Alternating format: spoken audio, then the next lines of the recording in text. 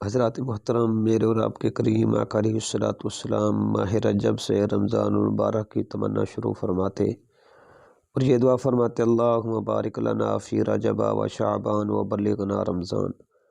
اے اللہ، میں ہمارے لیے رجب اور شعبان میں برکتیں عطا فرما اور رمضان المبارک تک پہنچا۔ میرے اور آپ کے کریم آقا علیہ الصلوۃ والسلام 2 ماہ پہلے رمضان المبارک کے استقبال فرماتے۔ جو ہی شعبان کی آخری رات آتی، میرے اور آپ کے کریم آقا علیہ الصلوۃ والسلام اپنے جانثاران صحابہ کرام رضوان اللہ تعالی علیہم اجمعین کو جمع فرماتے اور رمضان المبارک کی اہمیت، افادیت، خصوصیت اور امتیازی حیثیت کا دل آویز تذکرہ فرماتے۔ آئیے ہم بھی رمضان المبارک کے استقبال کی تیاریاں شروع فرمائیں، عبادات کا اہتمام کریں، روزمرہ کی دعاؤں کا اہتمام کریں، اپنے بچوں کو اور گھر والوں کو رمضان المبارک کا شوق دلائیں۔ رمضان المبارک کے اندر لوگ زکوٰۃ ادا کرتے ہیں، تو یہ زکوٰۃ فرض عبادت اور اللہ تعالیٰ کا حکم ہے۔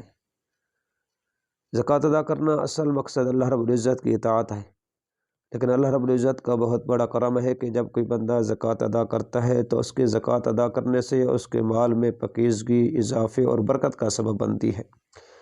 اس لیے زکوٰۃ کو ذوق اور شوق سے ادا کرنا چاہیے۔ زکوٰۃ ہر بالغ عاقل مسلمان مرد عورت پر فرض ہے۔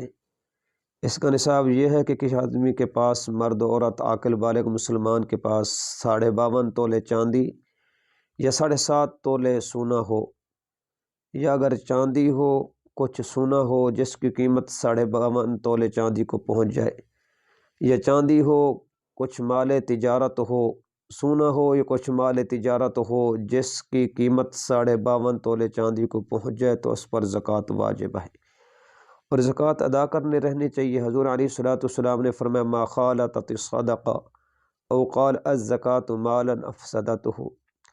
جس آدمی نے زکوٰۃ ادا نہ کی یا زکوٰۃ ادا کی کچھ رقم رہ گئی تو یہ مال اس کے تباہی اور ہلاکت کا سبب بنے گا۔ تو اس لیے زکوٰۃ کا 1 روپے کا صحیح حساب لگا کر ادا کرنی چاہیے۔